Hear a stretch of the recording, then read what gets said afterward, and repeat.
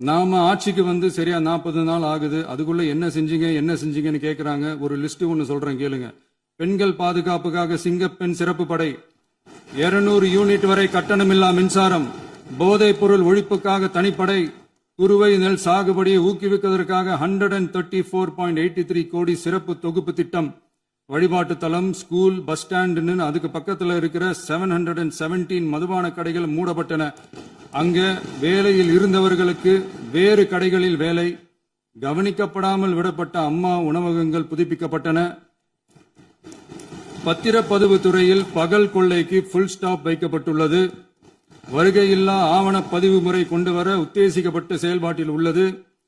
அரசு மற்றும் தனியார் மருத்துவமனையில் ஸ்கேன் மையங்களில் கருவுறுவதற்கு முன் மற்றும் பின் ஏற்படும் தவறுகளை கண்காணிக்கவும், மருத்துவ நிறுவனம் முறைப்படுத்தும் சட்ட விதிகள் பின்பற்றப்படுகிறதா என கண்காணிக்கவும், மருத்துவ மற்றும் ஊரக பணிகள் இயக்கத்தின் பயன்பாட்டிற்காக 40 புதிய வாகனங்கள் வழங்கப்பட்டுள்ளது.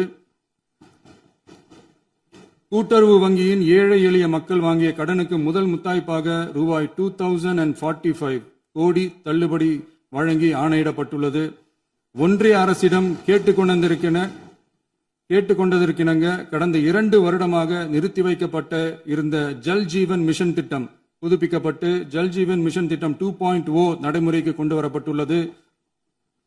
18,500 கோடி அளவில் உறுதியளிக்கப்பட்ட காஞ்சிபுரம் மாவட்டத்தில் மைய விரிவாக்க திட்டம், கோயம்புத்தூரில் மின்னணு பொருட்கள் மற்றும் மின்னணு அமைப்புகள் உற்பத்தி திட்டம் மற்றும் திருவள்ளூர் மாவட்டத்தில் காட்டுப்பள்ளி LNT கப்பல் கட்டும் தளம் விரிவாக்க திட்டத்திற்கு ஒப்பந்தங்கள் போடப்பட்டுள்ளன.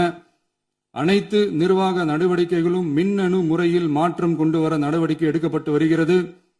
சட்டவிரோத கல்குவாரி மற்றும் அனுமதியின்றி கனிமங்களை எடுத்துச் செல்வது தடுக்கப்பட்டுள்ளது. பல்வேறு குவாரிகள் சீல் வைக்கப்பட்டுள்ளன.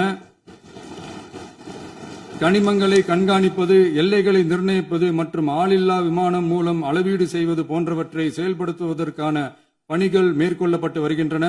அனைத்து துறைகளிலும் அலுவலர் தலையீடு இல்லாமல் லஞ்ச லாவண்யமற்ற தமிழகத்தை உருவாக்க அனைத்து நடவடிக்கைகளும் முடுக்கிவிடப்பட்டுள்ளது.